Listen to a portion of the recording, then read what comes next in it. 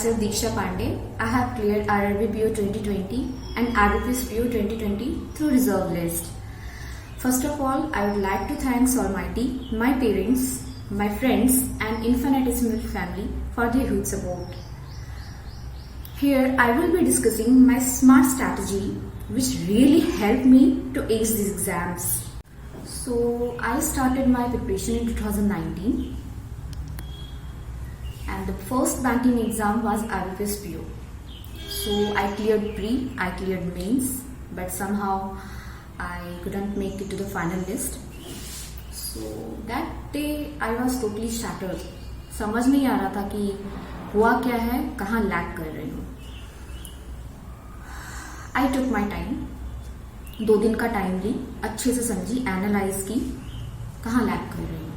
I came to conclusion that mains के सिर्फ cut off को क्लियर करना इज नॉट इम्पॉर्टेंट. आपको मेंस के कट ऑफ से एटलीस्ट 10 to 15 मार्क्स अबव होने चाहिए for the final selection. So I started working on my mains part. मैं स्टफ्स ढूंढ रही थी, मैं ये एक ऐसा मेंटोर ढूंढ रही थी जो मुझे मेंस के लिए गाइड करे. बेसिकली प्री तो मेरे सारे क्लियर हो रहे थे. So I came to this infinitesimal channel and मैंने सर के बारे में सर की वीडियोस देखी और सर के पढ़ाने का तरीका, सर के कॉन्सेप्ट्स क्लियर कराने का तरीका, it was really amazing. So I started working from day first. मैंने अपने डेली रूटीन को 2 पार्ट्स में डिवाइड कर रखा था, morning shift and evening shift. In the morning shift, I used to clear my concept of different topics. मैंने quant में arithmetic के कुछ ऐसे टॉपिक्स सेलेक्ट किए थे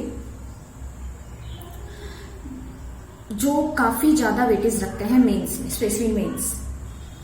for example CISI, time and work, time speed and distance, boat and stream, probability, mensuration. These topics play a very major role. मैंने इसको touch करना स्टार्ट किया और इसकी कॉन्सेप्ट क्लियर करी. रीजनिंग में मेंस लेवल के हाई लेवल पजल्स सॉल्व करना स्टार्ट करे. ग्रुप में बहुत सारे क्वेश्चंस मिलते थे, वहां से प्रैक्टिस करनी स्टार्ट करी. सर के वीडियोस के थ्रू क्रिटिकल रीजनिंग के क्वेश्चन सॉल्व करने स्टार्ट करे, जिसको मैं इससे पहले टच भी नहीं करती थी मेंस के एग्जाम में. उसको मैंने टच करना स्टार्ट किया और धीरे धीरे मैंने देखा कि मेरी क्रिटिकल रीजनिंग और अर्थमेटिक के जो क्वेश्चंस हैं वो मैं अच्छे से कर ले जा रही हूँ. तो मुझ में काफी कॉन्फिडेंस आता था. Same goes for the English part. Reading मैंने कभी स्किप नहीं करी. कहीं से भी रीड कर लो आप, न्यूज़पेपर से, एडिटोरियल से, कोई भी आर्टिकल उठा लो. आजकल तो FB पे बहुत सारे पेजेस हैं जिसको आप फॉलो करो. अच्छे अच्छे आर्टिकल्स काफी मिल जाएंगे, उसको रीड करो. डिफरेंट काइंड ऑफ ऑथर्स क्या बोलना चाह रहा है, उसकी थीम, उसकी थॉट प्रोसेस को समझो.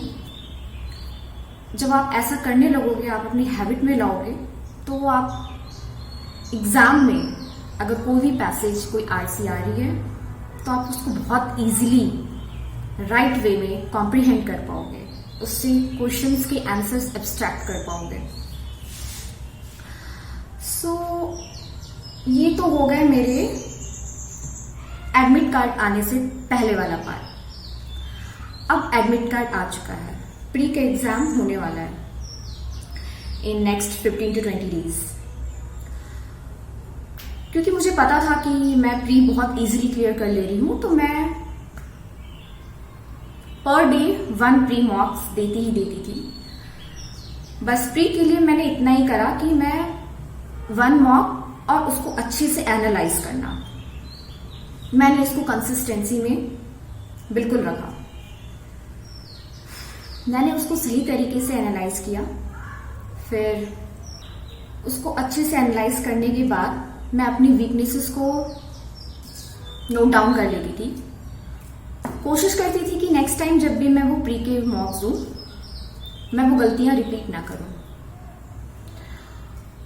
प्री के लिए इसके अलावा मैं सेक्शनल मॉक्स दिया करती थी। अगर मुझे लगता था कि मैं पजल्स कर रही हूँ, ये 3 मिनट्स में होने चाहिए थे ये पजल, लेकिन मैं 4 मिनट ले रही हूँ, तो मैं स्विच कर जाती थी सेक्शनल मॉक की तरफ। बहुत सारे आपको सेक्शनल मॉक डिफरेंट प्लेटफॉर्म पे मिल जाएंगे, टाइमर के साथ सेट लग करके, या फिर उसमें आजकल तो ऑटोमेटिक टाइमर सेट होते हैं, आप उसमें पजल्स लगा लो, DI लगा लो।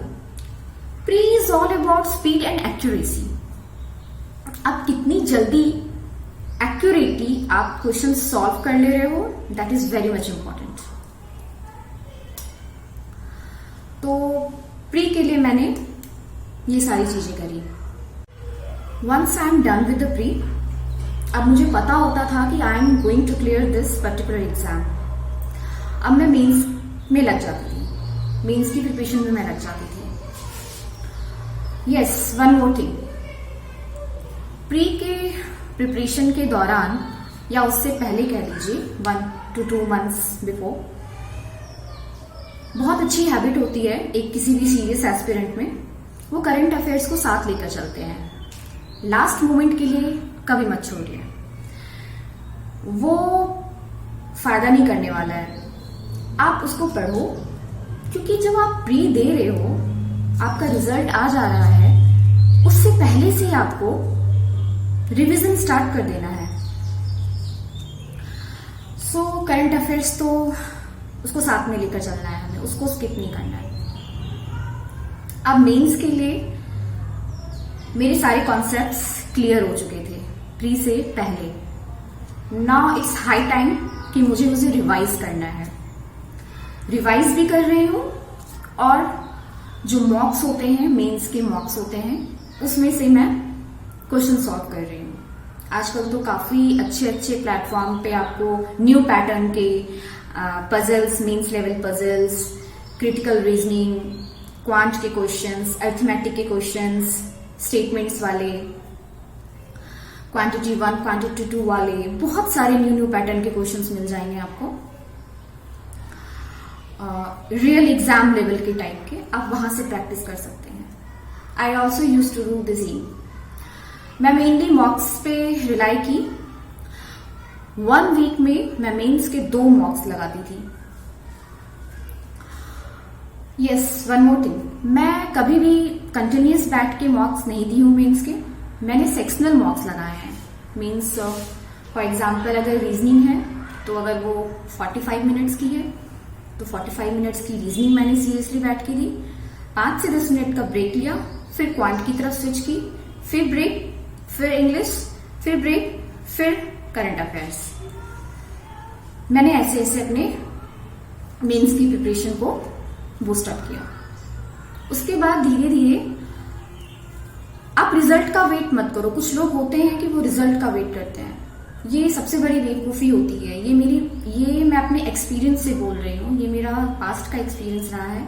मैंने वेट किया था रिजल्ट का, प्री के रिजल्ट का, और लिटरली प्री के रिजल्ट के 15 दिन के बाद ही मेंस में अपीयर होना होता है। सो ऐसी गलती ना करें जो भी सीरियस एस्पिरेंट्स हैं। हमें अपनी प्रिपरेशन को कंटिन्यू रखनी है। उसके बाद मेंस में सारे आपको कॉन्सेप्ट क्लियर हो गए, आप दे रहे हो, मॉक्स लगा रहे हो, काफी अच्छे से आपके मार्क्स भी आ रहे हैं, आप में कॉन्फिडेंट बूस्टअप होगा। Yes, I am going to perform well in the exam too. अब डिस्क्रिप्टिव, जिसको काफी लोग इग्नोर करते हैं। आई पर्सनली बिलीव कि डिस्क्रिप्टिव एक ऐसा पार्ट है जिसको आप अगर एक दिन में भी अगर 15 मिनट भी दे रहे हो ना, तो वो इनफ है।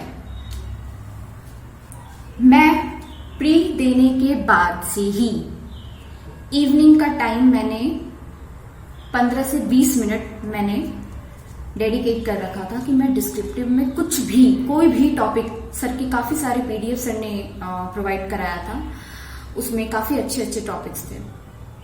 आप वहां से लेटर टाइप कर लो, आप वहां से आर्टिकल टाइप कर लो, 25 मार्क्स का होता है। अगर जस्ट इमेजिन आप 20+ ला रहे हो अगर डिस्क्रिप्टिव में, तो वो आपके मेंस के कट ऑफ को कितना ज्यादा उसके ऊपर आपको मार्क्स को बूस्ट करेगा।